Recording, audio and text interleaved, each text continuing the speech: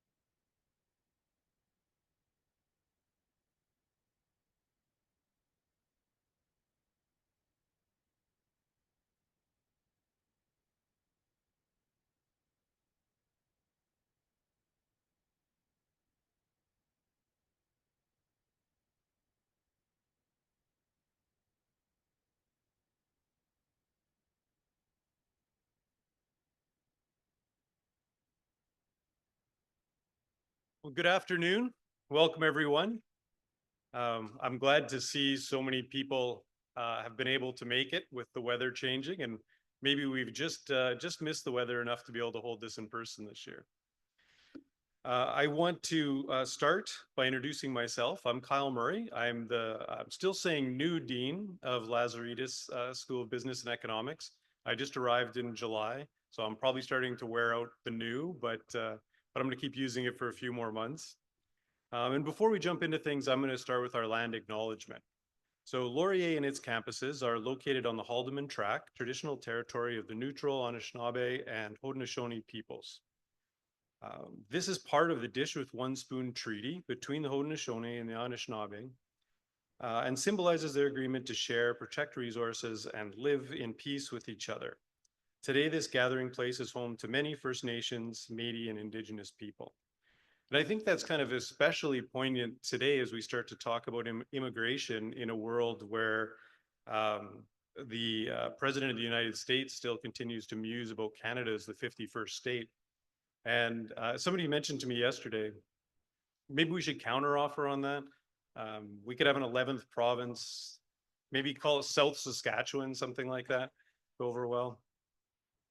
But it's why, joking aside, it's why events like this are kind of important for us, because there's a chance for us to discuss in a fairly rigorous way some of the economics topics that really do have an impact on us day to day. And today we're talking about immigration, which probably is one of the top two most talked about topics these days, with tariffs being the other one more recently. You may not know that we've been hosting this event for more than 20 years, and it really does bring together a variety of perspectives to tackle some of these critical issues. So the popularity, I think, of this event, and weather aside, we have about 400 people in person and online attending today, really speaks to the quality of our economics group here at Lazaridis, the strength of the work that they do, and their ability to engage with the community. And so we're very excited to get into this topic. As you know, things are a little bit erratic and chaotic these days, and so it's probably even more interesting than these economics normally would be, because at all the kitchen tables, suddenly we're talking economics, and it's exciting to have a few experts here, and I'll let Jeff introduce them in a minute, but let's get started. I'll introduce Dr. Jeff Chen, who is an associate professor in our economics group. He's also the director of El SERPA, which is our economics center. It's a long acronym. I still haven't learned exactly what it stands for. But Jeff will be hosting our event today and moderating. So let's welcome Jeff and our panel and get things started.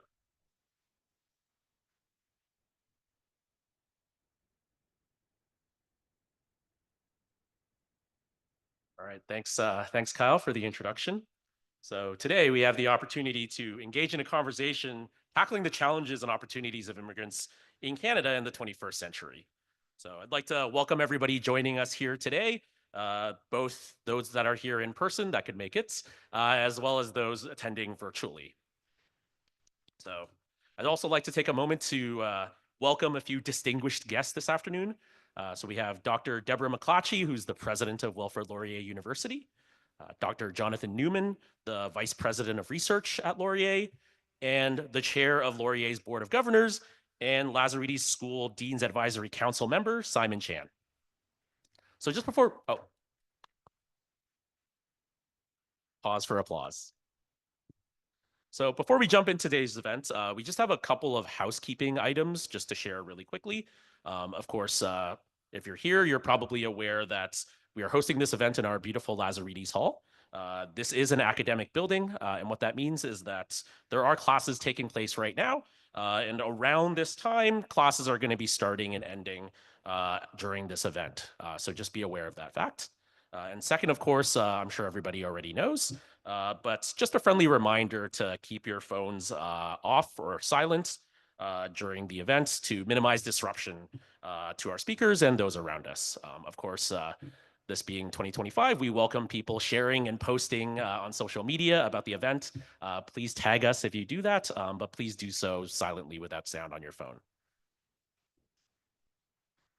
So finally, I just want to discuss today's format for this event. If you weren't aware, we're going to start with some short remarks from each of our panelists, which will then lead into a panel discussion, which I'm going to moderate. So we're going to end up after we finish with a few questions in this moderated panel with an open Q&A from various people here, as well as questions that might be pre-submitted from the virtual audience. So if you have any questions, you can line up and ask them afterwards. Finally, after the panel discussion, I definitely want to invite everybody to stick around for a networking reception after the event, and maybe most importantly, meet some of our current economics students that have put up their work for display in those fancy posters over there behind us, and maybe get a chance to speak to you and other guests about their research. That's all the housekeeping. So now, without any further ado, it's my pleasure to introduce our very first speaker, Pedro Antunes, the chief economist for the Conference Board of Canada. Pedro Antunes is the thought leader and spokesperson for the Conference Board's suite of economic forecast products, as well as other reports and economic forecast products and economic indicators that relate to Canada and its regions. So Mr. Antunes has provided expert testimony before parliamentary committees, and he makes numerous presentations on economic topics and discussion and dialogues with Canadian leaders, the public, and media about issues important to Canada. So Mr. Antunes joined the Conference Board in the early 1990s after working with the forecasting group at the Bank of Canada. In addition to his contribution to regular forecast products at the Conference Board of Canada, Mr. Antunes has led research on the impact of demographic change and the financial sustainability of public health care, productivity, and other issues affecting the long-term economic growth for Canada and its provinces. And he's also worked with several international projects, helping decision makers in Tunisia, Morocco, Jordan, and Ukraine develop appropriate forecasting and policy analysis tools. Mr. Antunes holds a Master of Arts degree in economics from Queen's University and a Bachelor of Arts degree in honors economics from Bishop's University. And beyond his work, a little digging discovered that he was married and has one son and enjoys hiking with his dog and playing soccer. So without any further ado, I'd like to welcome Pedro to the podium where he's going to share some insights prior to our panel discussion.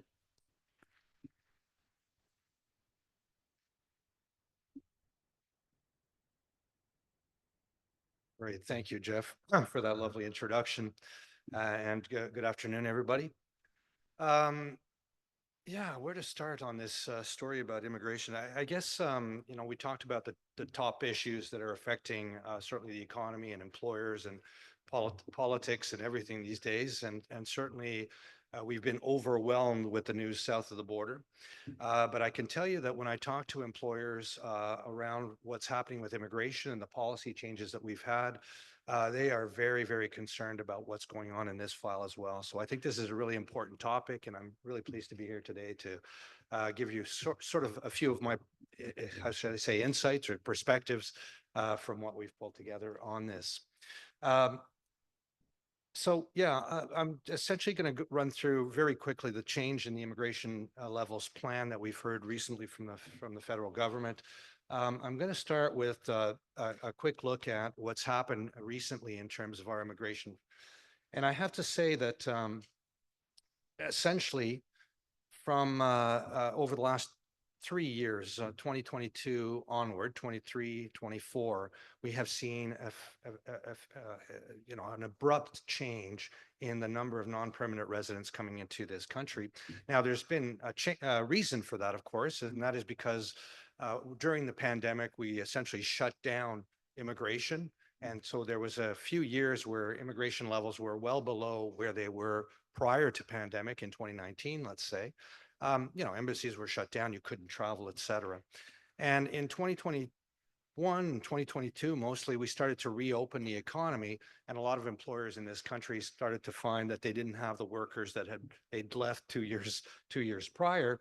And all of a sudden we had, in fact, by the middle of 2022, we had over 1 million job vacancies in this country. So the federal government essentially opened and loosened essentially the ability of non-permanent residents to participate more fully in the workforce, especially international students. So we opened those policy windows and encouraged essentially businesses to bring in non-permanent residents. And what you're seeing there is the stock of non-permanent residents with the different categories and the share of non-permanent residents as a share of total population. So all of a sudden we went from, I don't know, below 5%, I can't quite see the numbers there, all the way to above 7%, about 3 million people. And in fact, it was total immigration was about 1 million people per year in 22, 23, 24. So back in the fall of 2024, in other words, as the economy started to slow down and the unemployment rate started to pick up, the government started to change its policy on immigration, and they started to tell us, well, we're going to now reduce that share of total of the stock of non-permanent residents from 7% down to 5%. And so we had built that into our forecast even back in the fall. And I can tell you that when I would show that to employers, they would essentially, they were in denial. They'd say, Pedro, tell me it isn't so. What are we going to do? We have a lot of non-permanent residents that are in our workspace. Obviously, that can't be true. So I have to say that I was nervous about it. I was nervous about the assumptions that we had. Are we really going to see these kinds of outflows in non-permanent residents going forward? So this is essentially what we had put into the forecast originally. We had, as you can see, the total immigration, permanent immigration in the darker blue lines, and we had essentially reversed the non-permanent immigration. Instead of inflows, we were going to see outflows going forward, and that is going to dramatically affect your growth in population. Now, Jeff mentioned, I've been doing economic forecasts for a long time at the board for 30 years. I was at the bank before that. I have, prior to the pandemic, the two most boring indicators you would look at were population growth, 1% per year, 1.2, and inflation was the other one, 2% per year for 30 years, and never saw anything move. And all of a sudden, everything changed since the pandemic. And pre-pandemic, just post-pandemic, you can see now the most fundamental piece behind our economic growth, which is the demographics behind that, the starting point for everything you do in economic forecasting, all of a sudden going from 1% growth a year, maybe 1.2% growth a year, to 3% growth a year for 3 years running. So that helped us fill those job vacancies. We essentially were able to, and our job vacancies are still high, by the way, in this country, but we were able to lower that from about 1 million job vacancies to under 500,000, I think, in recent numbers. So with our demographic assumptions that we've put in that the employers didn't really trust or believe, this is the demographic pyramid that we end up with in Canada. And I just want to make a couple of points that may be useful for our discussion later. What you're seeing there in the blue bars is the population as it is essentially, well, last year. In 2024, in the darker shaded area, that's the baby boom cohort. Now, I'm the last of the baby boom cohort, so I won't tell you how old I am. You might be able to figure it out from the chart there. But essentially, the baby boom cohort is still in the workforce. I'm still having to earn a few bucks to make up for this inflation that we've had in the last few years. So I'm still very much in the workforce, but over the next, not 10 years, not 15 years, but over the next 3-4 years, we're going to see a continued exodus of baby boomers from the workforce. And that means there's continued pressure on the labor market from this outflow, which is going to be about 300,000 people a year leaving the workforce. So everywhere where the black line is above the blue bars, that's where we're going to see growth in the next decade. And everywhere the blue bars are above, that's when we're going to see declines. And two pieces are important. The baby boom cohort is important, so leaving the workforce. The other one that's really important is the decline for universities in that 18 to 24 age group. Real challenge in terms of essentially your student population, right? Of course, there's other pieces here that are important. The older cohorts now, the baby boomers are going to start to pressure not the labor force as they leave, but they're going to pressure healthcare, of course, and our fiscal situation. So this is what happened. You can see in 2023, 24, I think the policy to bring in immigration and helps alleviate those stresses in the labor market in 2022 and 2023 were positive things. Where it got out of hand was in 2024, where what are we doing at the central bank? We're hitting interest rates way up to slow the economy down. And on the policy side, well, we've got government spending, but we also have the continued inflow of non-permanent residents. So all of a sudden, the labor market starts to slacken and slacken very quickly, hitting young people and changing essentially people's perception around the value of immigration. I think that was a policy mistake in 2024 to continue that strength in non-permanent residents. So even though employment can continue to increase, we saw this rise in the unemployment rate. You can see in our forecast, though, that if we do reverse the trend on non-permanent residents, in other words, we go from inflows to outflows, we're going to tighten the labor market very, very quickly. All right. I'm not going to talk much about this. I'm probably over time already, Jeff. But I'm just going to say that the numbers are essentially as you see them here. The federal government has said, well, we're going to now essentially pull 450,000 people a year from the non-permanent resident stock. We're not going to renew work permits. According to Mr. Miller, the immigration minister, there are 1.2 million work permits to be renewed in 2025. So there's ample room to do that.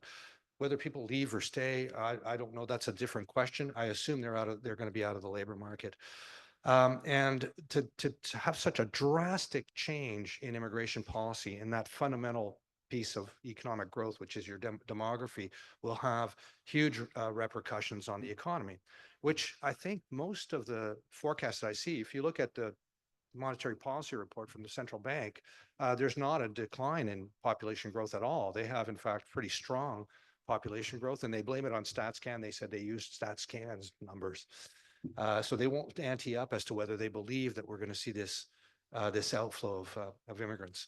In any case, these are just some of the impacts that we've put together. A big impact on economic activity if we are going to see these kinds of this big reversal in the demography. I'll leave it there. If there's questions on the numbers, we can talk about it later. Yeah. Thank you. Oh, sorry. Just on the last point I wanted to make, too quick a reversal. So I think essentially it was a mistake in 2024, that strength in immigration. And now certainly I believe it's too quick a reversal. We should look for a steadier decline in our non-permanent resident population, get us back to something that's more stable and normal in terms of population growth, but not go from 3% to minus 0.2 for 2 years running. I'm sorry about that. I forgot about that. Summaries though.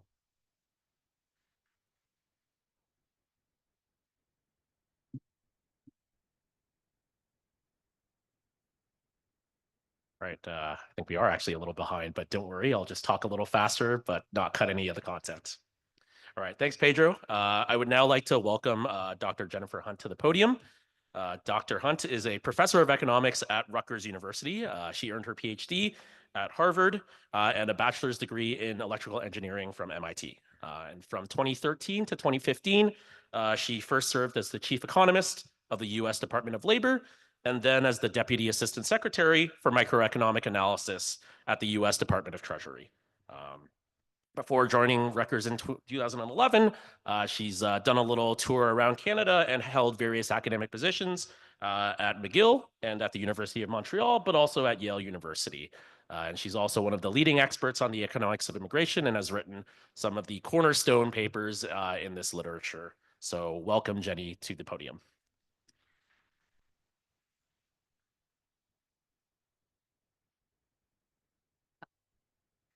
Well, thank you very much for the kind introduction, and thank you all for coming.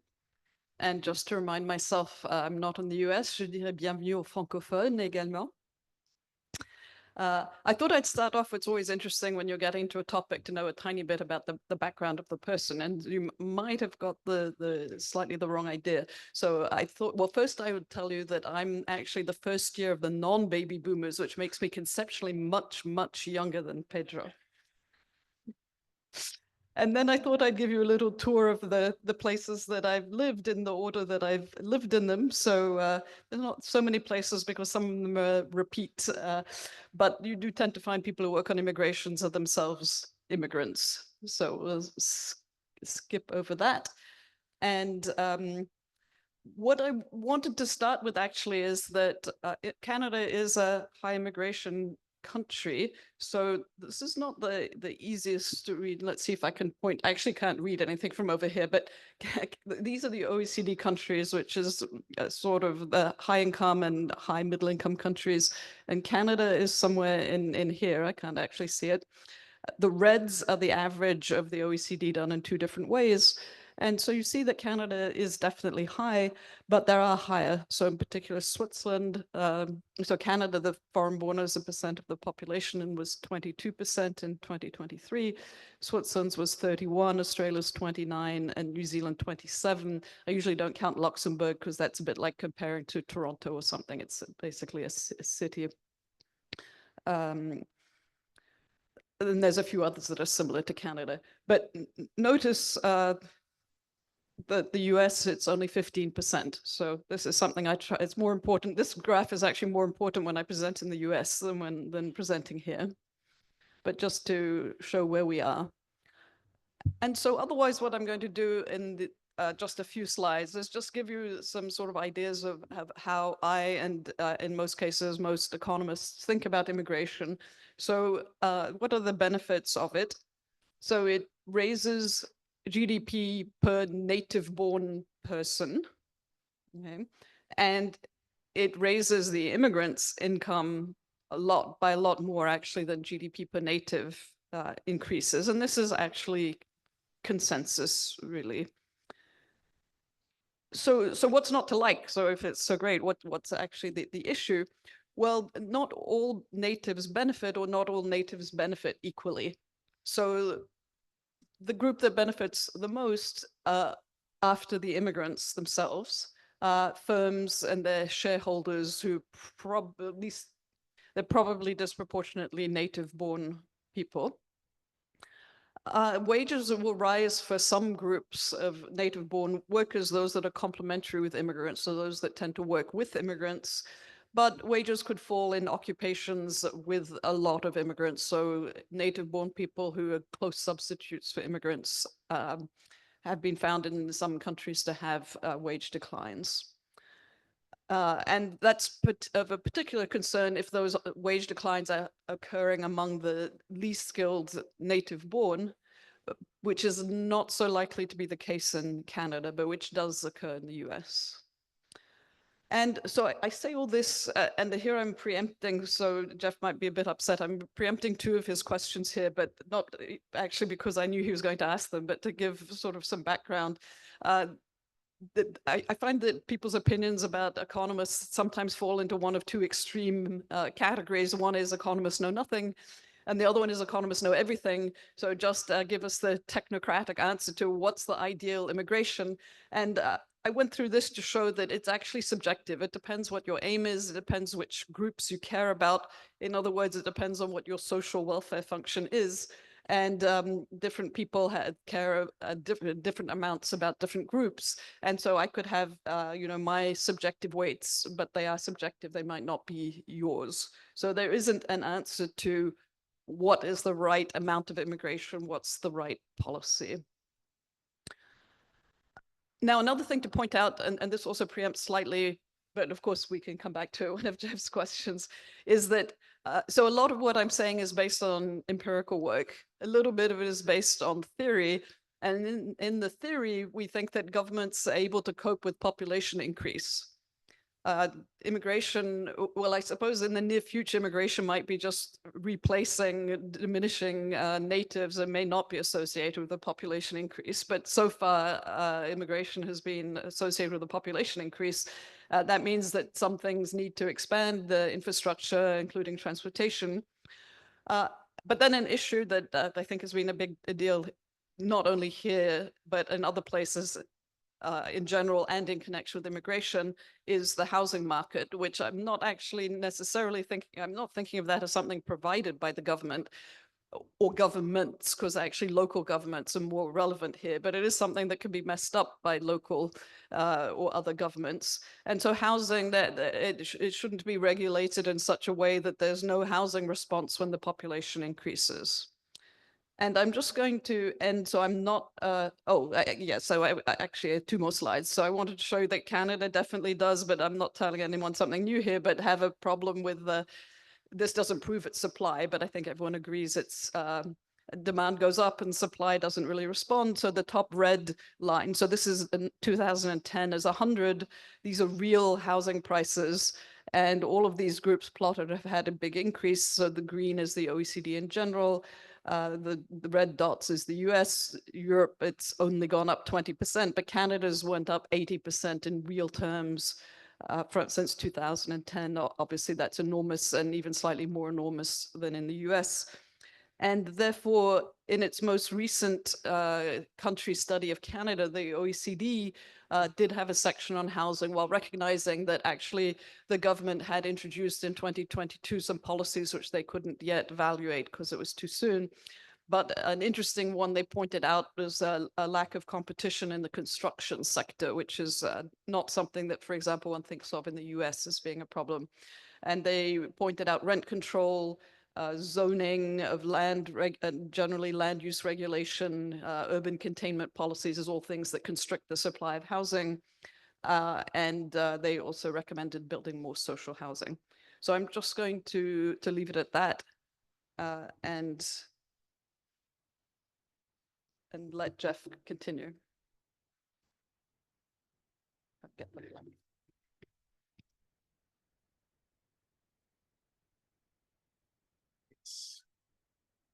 Well, thank you, Jenny. I think that concludes all the prepared statements. So I think we can move on to the moderated portion of today's events. So just again, the format is that I'm going to ask questions to the panelists, and then they're going to be provided with the opportunity to answer those questions. So at the end of this portion, once we run out of questions or time, whichever comes first, we'll open it up to the audience. So get your questions ready. All right. Question number one. Is everybody ready? Perfect. So I think perhaps this has been alluded to in some of the prepared remarks already, but of course, public opinion recently in Canada has shifted towards increased negative perception of immigration. So most Canadians now, referencing a study or a poll done by the Environics Institute, now believe immigration is too high, although there is a little bit of a divide in that opinion across party lines. So to you, what is the shift in perception being caused by? So Yeah, Yeah, Pedro. well, I think the most important one is the one that Jennifer just alluded to, which is housing affordability. We keep hearing about this, and it goes on and on and on. I would argue that a lot of the problem that we have with housing affordability started not because of immigration, and in fact, it had nothing to do, I think, with supply and demand at the margin, because at the margin, you're talking about 200,000 units or X number of people looking for housing. What happened was in 2020, in 2021, we saved a whole bunch of money because the economy dropped by 5%, but our wages and incomes increased because of programs like CERB and other subsidies. And so our savings in 2020, if I remember, were over 200 billion. And a number very similar to that in 2021 as well. This is money that the aggregate savings. This is money that we stuff away in our mattresses, and we didn't spend in those 2 years. And on top of that, we went and borrowed, I think it was 164 billion worth of credit. Even though, interest rates were very low, we lowered credit card debt, but we ramped up mortgage debt. What did we do with all that money? We threw it into the real estate market because fixed real estate market, a fixed housing of about 16 million units. So it was it was capital, the injection of capital into the real estate market that initially caused that what was essentially a 38% increase in nominal prices over 2 years. So since then, of course, we've had very strong immigration. I would argue, as well as others, that the supply has not kept up with demand. So maybe we didn't see as big a decline in housing since 2022 as we might have seen with the high interest rates, et cetera. But the initial issue, I think, was one where the Bank of Canada really let it go and didn't pay it. They consider it an asset bubble and didn't pay attention. So I think that's the number one problem. And I think to set some, how should I say, some understanding around what really caused that problem initially. And of course, now we're dealing with this issue where housing affordability is a challenge. And I would say if you talk to people in the immigration field, it's mostly newcomers that are suffering trying to find housing and rents. Great. Thanks, Pedro. Jenny? Well, I'm not going to comment on what changed public opinion since I'm not here, so probably other people would know better than I. And I said most of what I had to say about housing, but I'll just follow up a bit. I mean, if the supply is fixed and demand keeps growing, the price will go up. Obviously, immigration increases the population. So in that sense, immigration is related to increases in prices. But the question is, what is really the problem? Do you consider it the supply of housing, or do you consider it immigration? And the population will be growing at least slightly still now without immigration. So you still need to work out how to have more housing even without immigration. Okay, great. Well, I have another question prepared. I think, again, maybe it has been alluded to a little bit in the prepared comments, but that's okay. So I will say that I think one facet of 21st century living is that perhaps misinformation has started to play a bigger role in how the public perceives different issues, right? And I think my question here would be to ask whether you believe that this has been the case particularly for immigration, and maybe as a follow-up, just to ask if you have sort of a personal pet peeve false fact about immigration, what would that be if you could magically just correct everybody on the for the record? And so I think perhaps just for fairness sake, maybe we'll start with Jenny here and we'll just swap speakers on and on. Well, because I'm coming from the US, it seems as though the information about immigration is virtually pure truth compared to what's happening in the US. So I don't have too much to complain about there. At least until 3 weeks ago, my big fact I like to tell Americans is that it's only a medium immigration country. For Canada, I have a much more arcane fact. At least for most people, this is arcane. So the government in its pro-immigration guise is concerned about immigrants succeeding in Canada and has always been quite focused on recognition of educational credentials. But the academic literature shows that there isn't that much of a problem with the recognition of educational credentials. So sort of the reward to, say, a university degree abroad isn't much lower than the reward to a Canadian university degree. But what's very different is the return to experience abroad. So not just in Canada, but in other places, it's been shown that your experience abroad counts for nothing, actually, even if you're in a rich country. And so there's not actually an easy fix to that, but that's something that people should be thinking about, not only focusing on the educational credentials. Jeff, I'd just go back to the fact that I just mentioned, which is, and again, I agree with you that immigration since 2022 has been strong, but in 2020 and 21, we actually had a decline in population growth, at least, at a time when really that's the time that housing prices really took off, about 38% nominally in those 2 years. So that's the fact I'd like to stick with, because I think people don't really understand what went on there. I do have to say that for the longest time, we've been talking at the conference board, we've done these kinds of research pieces on who wins and who loses. And we've always found that immigration has not affected the wages of those that are already established in Canada generally. But I do think that this last wave that we saw in 2024 was problematic because we did see an impact where, despite strong job growth, we saw labor market slackening, and there's no doubt that that had some influence there. So again, I go back to the point that I think it was a mistake not to tighten up on non-permanent resident stream a little quicker in 2024. Great, thanks everybody. I think this question has also been answered in the prepared remarks, but I'll maybe skip ahead and we'll circle back if there's time. So I'll go on and ask about the new U.S. administration. So the new administration has shifted a little more attention, as an understatement, to the Canada-U.S. border recently, which historically has been relatively open. So the president and his associates have made repeated calls for Canada to secure the border and supposedly stem this alleged flow of migrants and drugs from entering the U.S. So in your opinion, how has this development shifted what you think Canada should be doing in terms of immigration policy? And just generally, maybe what are the ramifications to Canada of having a tighter Canada-U.S. border? Yeah, it's a tough question. I guess for one thing, I'd say that tightening up the border security for protecting the U.S. from fentanyl and immigrants is their job. It's not our job, really. But having said that, I think this plays more into politics and tariffs than it does into immigration policy. I think the U.S. should look north to see what success. And I think, in fact, if I remember in his first term, President Trump, how should I say, favored our immigration system, which was very focused on the economic stream and the success we were having for that. Am I mistaken? I'm pretty sure I've heard him say something like that.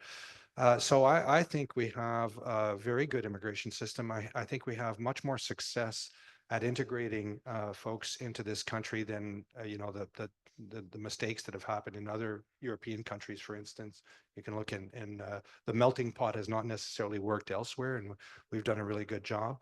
And I think what you alluded to is ensuring that immigrants are successful in terms of their labor market outcomes. I think there's still work to be done there, but it's been positive. So I don't think I can say that there's necessarily a change in policy on immigration that's needed. How to handle the U.S. administration on all the other fronts, I don't know where to begin, really. Perhaps, Jeff, you have something extremely clever in mind that Pedro and I don't, because I also don't see an obvious implication for immigration policy. I think that the border issue compared to tariffs, although as Pedro alluded, they apparently are related in the president of the US's mind. I think the tariffs are the much more concerning thing for the US. Of course, it's a waste of money to put more security on the border than is actually needed. It will inconvenience people even who are trying to go back and forth, even just for leisure. But it will also inconvenience people who are transporting goods back and forth. I'll just point out also it'll inconvenience the fire brigades that respond across the border to fires in the other country. So So obviously it will have somewhat of a negative effect on the economy, but I think that's relatively small, especially compared to other problems. So thanks everybody again. Wanted to ask about cost of living and housing, but I think we've done our due diligence on that front. So maybe I'll ask about international students, which I think we haven't touched on as much, because one way that the Canadian government has changed its immigration policy has been to target international students in sort of this push to reduce immigration and putting a cap on numbers. So I think the question here would perhaps be to ask what the ramifications of such a policy being, maybe both in the short and the longer term for Canada's future. Yeah. Okay, so I have a couple of preliminary remarks to make here. So for reasons that I think have to do with the difficulty of doing it, there's a lot more academic research in Canada on the assimilation of immigrants, how well they do when they arrive, than on the actual impact of the immigrants on the native-born population. And the two are not the same thing. It's not that the contribution of immigrants is related only to say how much they're working, even though we usually do think that somebody's productivity is equal to their wage. And so if they're paid more, they must be more productive and therefore contributing more. But there's also the issue of how people work together in the workplace. And so I alluded to this before. It's important to know whether the immigrants and the natives are complementary and working together, or whether they're substitutes. So, for example, I think there's a widespread view that low-skill immigration contributes little or maybe even negative in some people's minds to an economy. But that's actually not the case, because there'll be complementarities between low and high skill or low and middle skill workers that you don't measure in the wage of the unskilled person that contribute to the economy. But the most of the evidence is actually for Canada about assimilating. And so let's come back to that. There's also an issue there, which is that economists are tempted to measure how well people are doing compared to immigrants, compared to similar native-born workers. But it's really just the outright success of the immigrant that matters, not whether they were doing well compared to similar natives. It's just, that's a bit too simple for academic economists, so we like to make it more complicated. But what do you find for, well, with those preliminary remarks, let me talk about the students. So first of all, the students you could view as an export industry, that Canada's exporting educational services. You have people from abroad willing to spend huge amounts of money. While they're students, they're generally working little or not. So there's actually no concern whatsoever about them competing with anyone in the labor market. They're just coming and spending money. So there's little not to like about that, especially when you add to the fact that they're keeping the universities afloat with their high tuition, because the public sector is not paying enough to keep the universities afloat otherwise. But that's a different issue, is should they be allowed to stay? So I've just been focusing on them as students. So what has been found in the Canadian literature is that the immigrant students do just as well on the job market after graduating, not just immediately, but in the longer run, as Canadian students, which is not the case actually for other immigrants with university degrees. So they do worse. So this seems like if you're just looking, as I've argued, you shouldn't only look at, but if you're looking at the assimilation, that's a success. But as I said, economists are never quite happy. And so it's been shown that, however, the reason that they're doing well is that they're studying fields that are better paid. So in particular, science and engineering. If you compare them with the native-born science and engineering former students, they actually do worse. But I don't think that's really a big deal. They're doing well. It doesn't really matter why they're doing well. It's not that they're cheating by, picking high-paying fields. It would be even better if they earned as much, and it's interesting why they don't, as their native-born counterparts with the same field.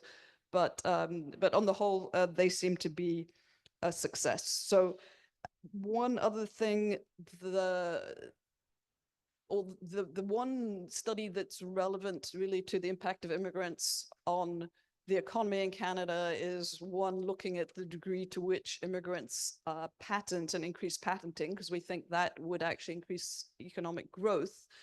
And overall, it's been found that, in fact, Canadian immigrants do not really do that, in contrast to the immigrants to the US. And there could be a few reasons for that, but that study didn't break down which type of immigrant. And so that's, I think, a good future study. It could well be that precisely those immigrants who studied science and engineering in Canada are, in fact, contributing to economic growth, but I don't know that for sure.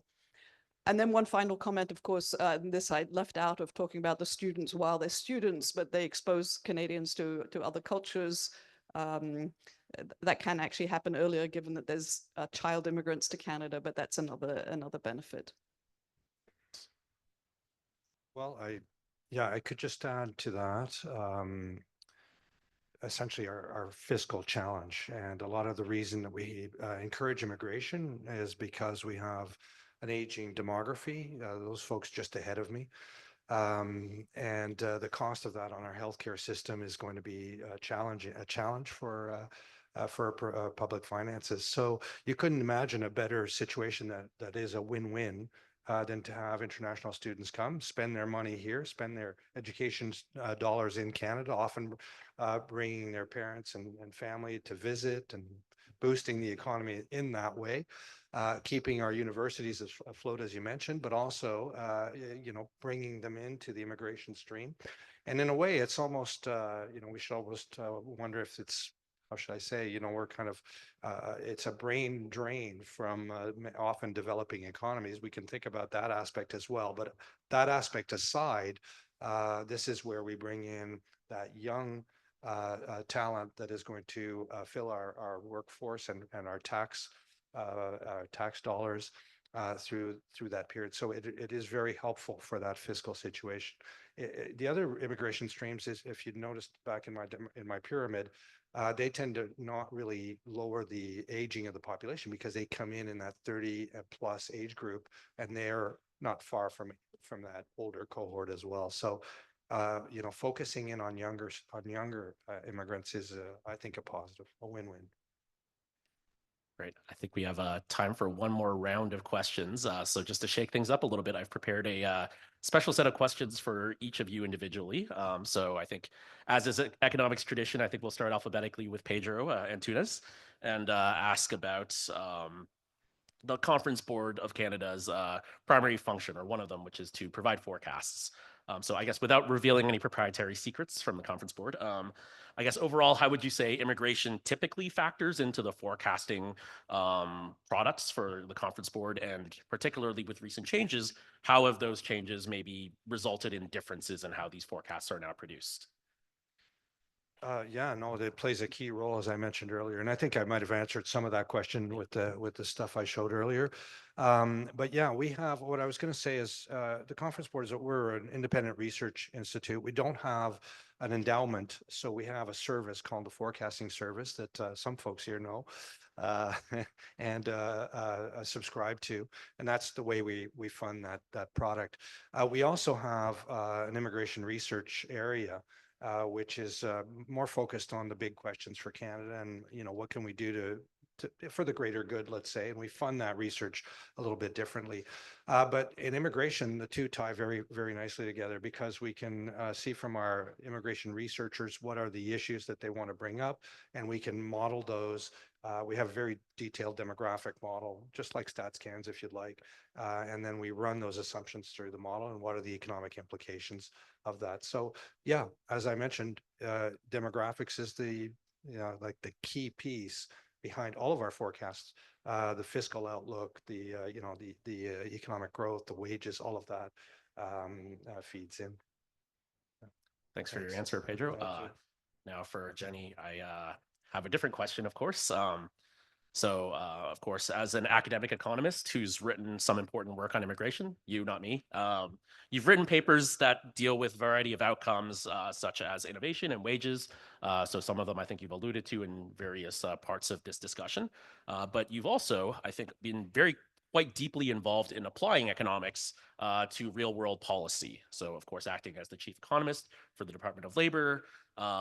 So I guess the question here is, as an economist myself, I'm interested in how you view the role of economics research in informing policy. And I think either in a general context or maybe more particularly for immigration, either is fine. Yeah, so my observations will be based on working in the US government. It might be the same in Canada. It might not. It could be better or worse.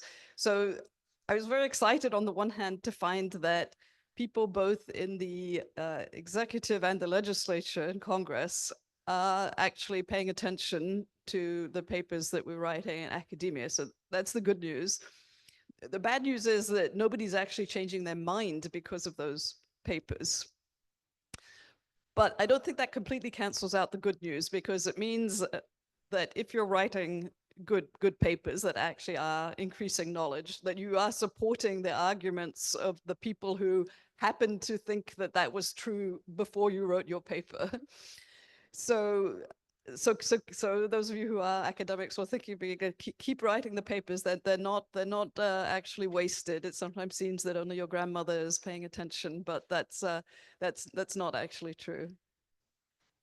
Well, that's very reassuring. Although I don't think my grandmother reads my papers either. So I think we're actually right on time for the audience Q&A. So I think we've reached that point in our event. So I think we'll now just open the floor for questions from the audience if you have any. So if you do have a question, we have a microphone set up right there in the middle. So you can stand or line up if there's others already there. We also have a staff member floating around. So if you'd like to just raise your hand, the staff member can come up to you as well. So let's give everybody a second to figure it out. All right, I think we have our first taker, so take it away. Thank you. Thank you very much for the talk. Could you speak to illegal immigration, undocumented migrants in the US context? My understanding is that some 7 million are there, and that would contribute to a much larger proportion of their population and would not put them at the percentage point we saw.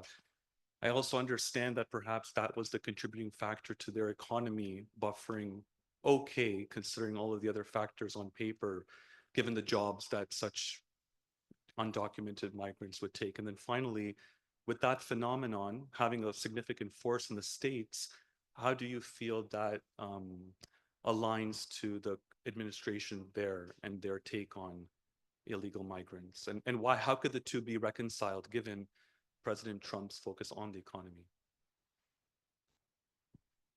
Well, I think the first one has to decide what one means by undocumented, because one shouldn't, or even irregular, or this term is often applied also to people who are applying for asylum, and that would be incorrect to say that they're in any way illegal or even irregular, undocumented, more debatable. So there's that group of people, and of course that inflow has massively increased recently, and I think has led to genuine issues, if only that the administrative capacity to process these people in the US is not up to the job.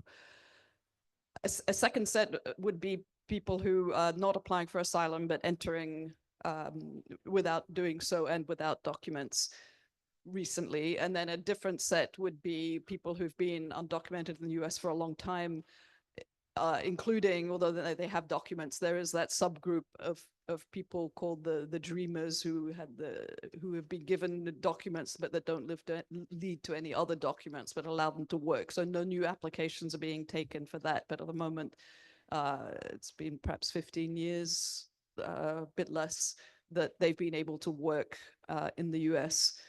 So I think that, of course, there's always a core group of people who don't like immigrants, either because they're genuinely negatively affected because they are among the close substitutes, or because they wrongly think they're affected economically, or because their views are not actually economic.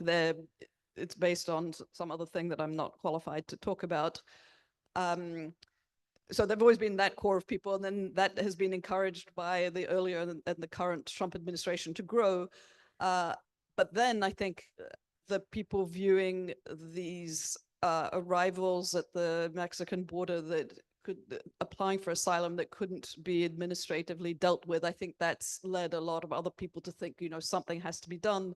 It's actually not clear, I think, even to experts exactly what in the short term could be done without violating the US's adherence to the Convention on Refugees, which actually had already been violated during the pandemic by President Trump and then more recently by President Biden. So asylum applications essentially were not being taken before Trump even came in. So and then well, maybe this answer is getting a bit long, but another issue is these people applying for asylum, how many of them are actually eligible for asylum under a narrow definition or a less narrow definition? So for example, fleeing violence is not actually covered under the Convention on Refugees, but nevertheless, the US has in the past accepted some people based on that. A lot of the groups applying historically have had low success rates for asylum. So although they're perfectly entitled to apply, one's also entitled to look at the past success rates and see they're not that high. So I think that so that's to give a background to, I think, why there's such an anti-immigrant feeling in the US right now. It would definitely be better, even economically, to have documented immigrants than undocumented immigrants for various reasons that I won't go into economically, but also that, when the rule of law doesn't seem to be applying, and then, people turn against, something bigger, namely immigration in general. So I maybe didn't get to all of your points, but I've been speaking for a while, so I'll stop. Pedro, any additional thoughts to add? No, I do believe that there's, well, I guess I do have a thought. I do believe that part of the success of US economy is at how should I say, forging ahead through this tight interest rate scenario. And, we're still seeing very strong economy. In fact, through the very high interest rate period, the US economy grew more strongly than it had in normal times. And I think a lot of that is due to perhaps because we don't see it in the official numbers on population growth. I do think we're seeing something happening underground that's helping to keep the labor market going. The other point I'd make is there's a lot of question marks in Canada as well about maybe this is a question for you too, Jennifer. I'm not sure if I'm allowed to do that, but if we do see non-permanent residents seeing their work permits denied, or the extension of their work permits denied, are they staying? Are they going? And we know that Statistics Canada doesn't really track people leaving. So there's a lot of controversy among the economists as to whether they'll stay or not. And maybe that's something that's, we're going to hear more about in the coming year. I'll actually just have a quick follow-up on that. I left out another category of people, which is the soon-to-be undocumented, because they're in the US because their temporary protection status has been revoked. So I tried to look at what had happened previous times that groups had this revoked, and I've been unable to find a single thing in media, academic, anything saying whether those people ever left the US or not. All right, great. I think we have an audience question from stage right. Please take it away. Thank you. My question is around immigrants and youth unemployment. If there's a connection between whether or not, immigrants kind of coming in, looking at lower wage jobs has an impact on youth immigration, perhaps even in Canada. So I know the answer for the US because there's only one study, but there's one good study for the US that has found indeed that immigration has reduced the rate at which native high school students take summer jobs. So that's something that's fallen a lot. This paper doesn't claim it's all because of immigration, but there does seem to be good evidence for that. I would have thought it would be a little bit less of an issue in Canada because even the temporary visa holders are actually not unskilled in the way that they're not typically at the high school level. So I would have thought it's less, but I'm not aware of a study. I don't have a study either, but I think anecdotally, certainly we've seen the effects of that in the last year, as I mentioned, and youth unemployment did pick up quite substantially. Most of that increase in the unemployment rate of about 1% globally, most of that was due to youth unemployment. So I do think certainly there's been an impact there. And, I think, we talked about affordability, changing perceptions. something like that will change perceptions as well. And we have to be careful because immigration is an important part of our long-term growth. It's, for all the benefits that we've talked about. Without immigration, pretty soon we'll have negative population growth. It's, I think, part of the kind of thing, the benefit that Canada offers to hopefully stimulate some investment in this country, which we're in dire need of. But yeah, I think there's been some evidence there. All right, we have another question just right over here. Go ahead. Hi. Um, the current US president has expressed his interest in letting students stay in the United States after they graduate. And one of the main causalities for a student to migrate to Canada is because they can, for some reasons, remain in Canada. Now that the US is in the competition of attracting more students by providing them that opportunity as well, what do you have like let's say, a consideration on the kind of impact that might have in the, in the universities in Canada?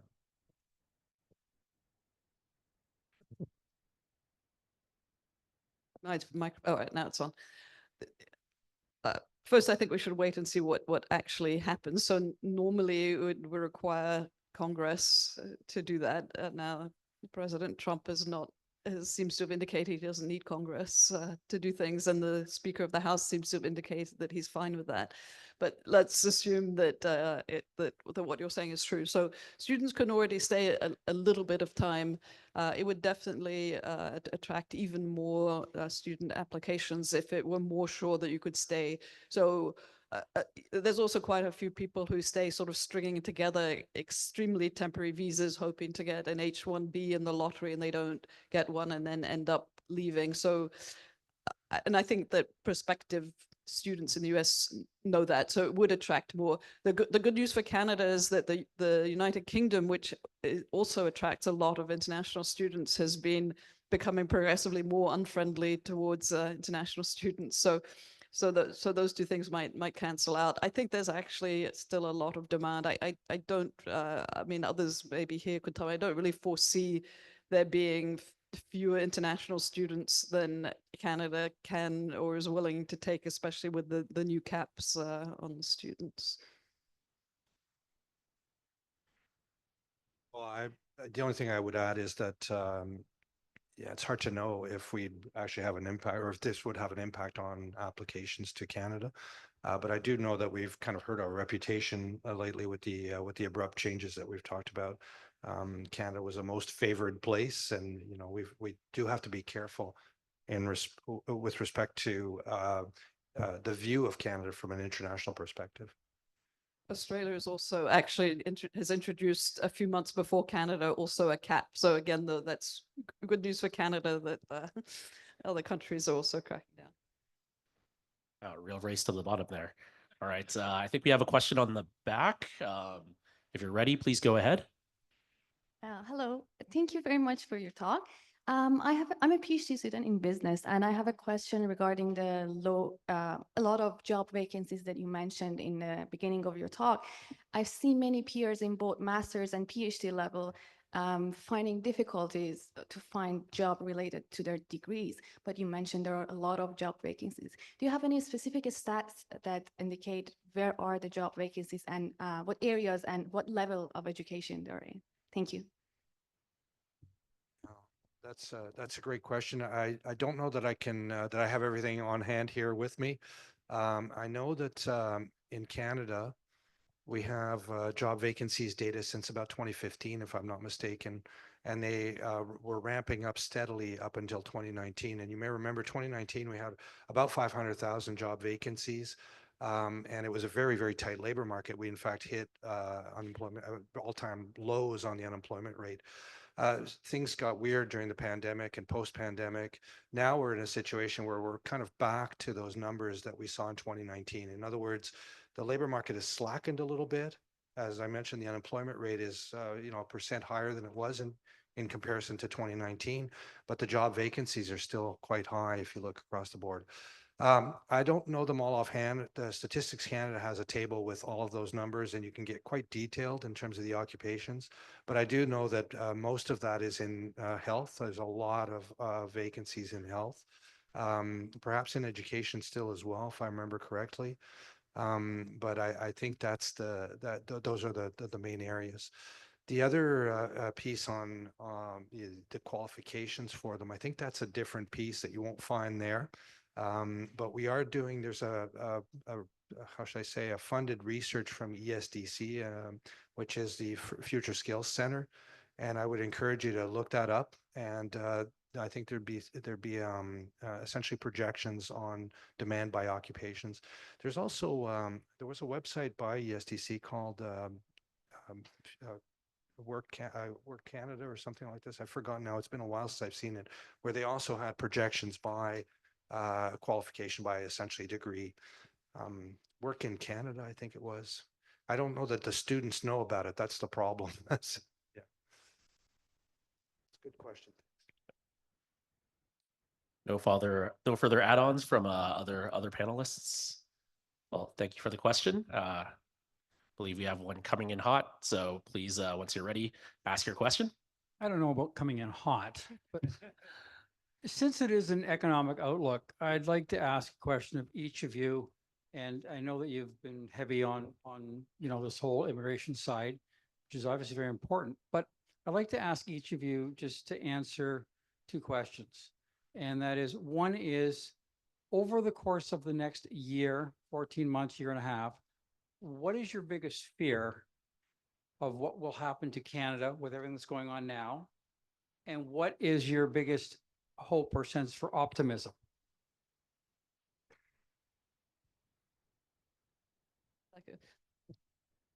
Well, I think my biggest fear is that those 25% tariffs that President Trump has only postponed for 30 days will actually come to fruition. Well, my nightmare, everyone's nightmare is the 51st state thing, but I hope presumably that won't actually come to pass.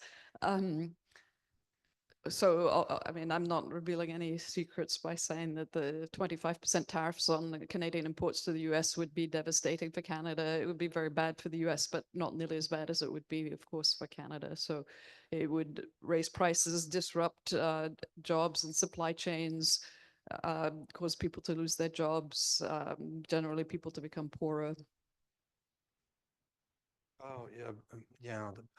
Well, it's funny. I think my biggest fear, really what makes me nervous, is about essentially a U.S. democracy. I'm really nerved up about that. I think this is a bigger problem for the U.S. Personally, the tariffs and everything for the U.S. than it is for Canada. Most of what we export are resources, and it will be very painful on the manufacturing side if we do get these kinds of tariffs.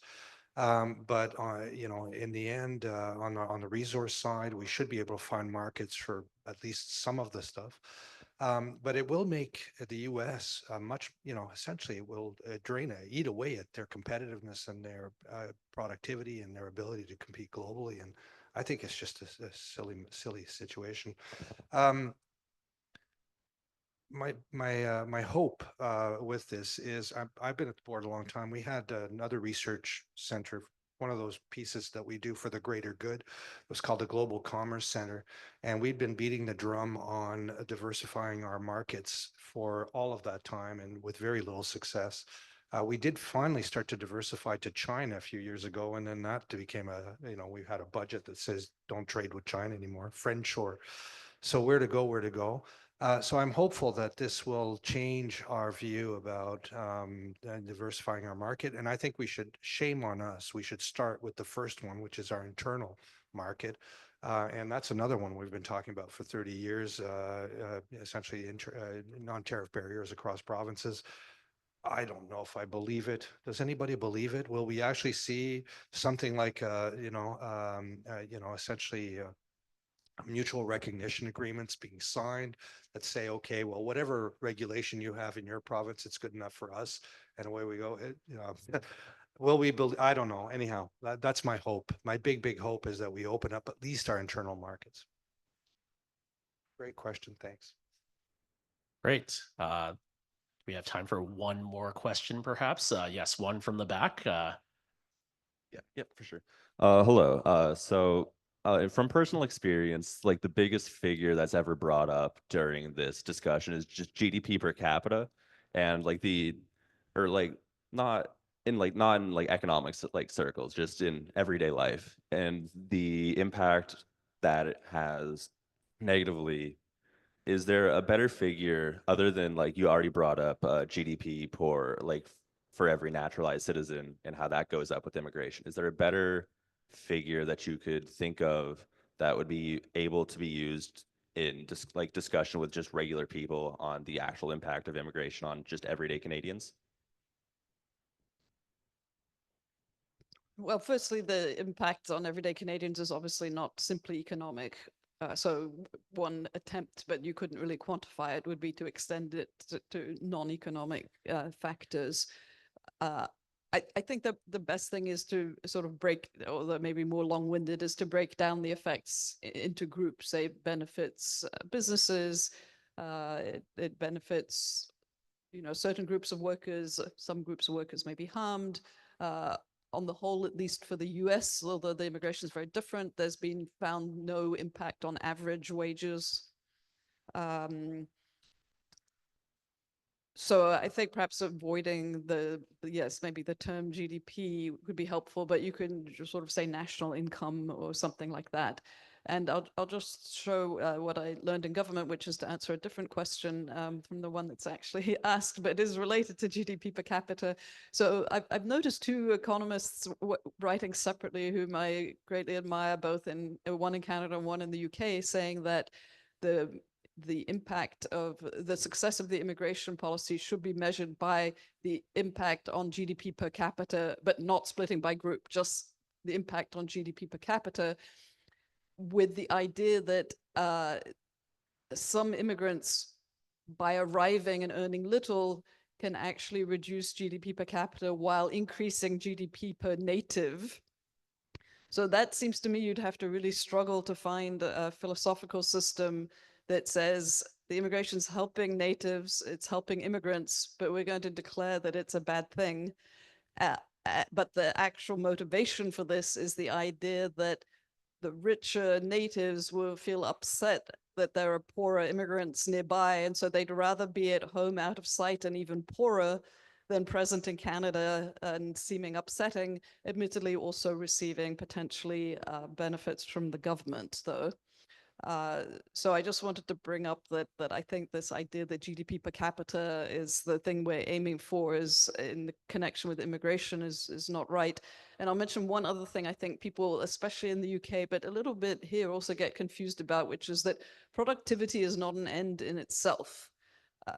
We're interested in productivity growth because it increases living standards, but productivity growth itself is not the same as living standards.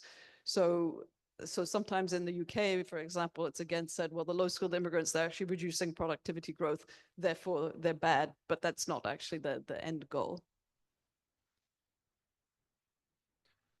What can I say? I think the point that you made on income, I don't think most non-economists understand what GDP is, and to tell them that it's essentially wages and profits, and it's what's taxed so that we can provide our services. That's a really good way to kind of explain that. So I think that's really important. But it's the other thing we haven't talked about is this is something that I'll steal from the Century Initiative, but it's the kind of clout that we can have on the world stage with a bigger population. We would actually have a population that would be declining very soon if not for immigration. And we have a big geography. We have a country that could do lots with more people. Of course, we need to be careful about everybody going to Toronto and then causing congestion, because that's not positive. So ensuring that immigration is more widespread is another objective I think that we need to think about.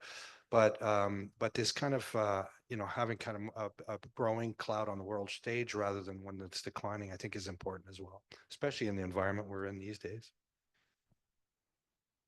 Well, unfortunately, according to my moderator's timepiece, I think that's all the time we have for questions. So I think at this point, I'd now like to invite Dr. Christine Neal, the chair of the Department of Economics at the Lazaridis School, for closing remarks.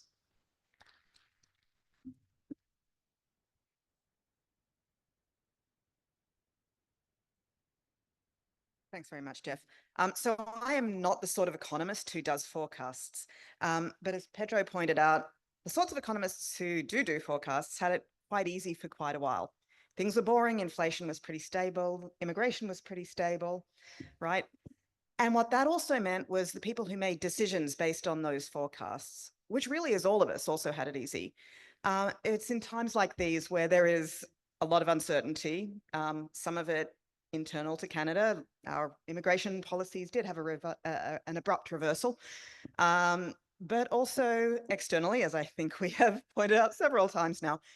It's in these sorts of times where there's uncertainty that economists and people who can really dive deeply into an issue are particularly important to help businesses, local governments, NGOs, and each of us individually make decisions about things that have long-term consequences, investments in new plant and manufacturing, in relationships with customers, in purchasing houses for ourselves, in deciding which of the political parties or candidates in our elections we want to vote for, that this sort of analysis is really important. So thank you very much for sharing your insights today, Pedro and Jennifer, and to all of you for coming out. I hope you've learned as much as I have. I've certainly enjoyed it a lot. We do have some posters for you to have a look at, and if you want to stay around and network and chat for a while, assuming that snow has not dramatically affected anything, I'm not sure of that. Thanks very much for coming, and again, thanks to our guests. And oh yes, there we go. Bags. I've got them.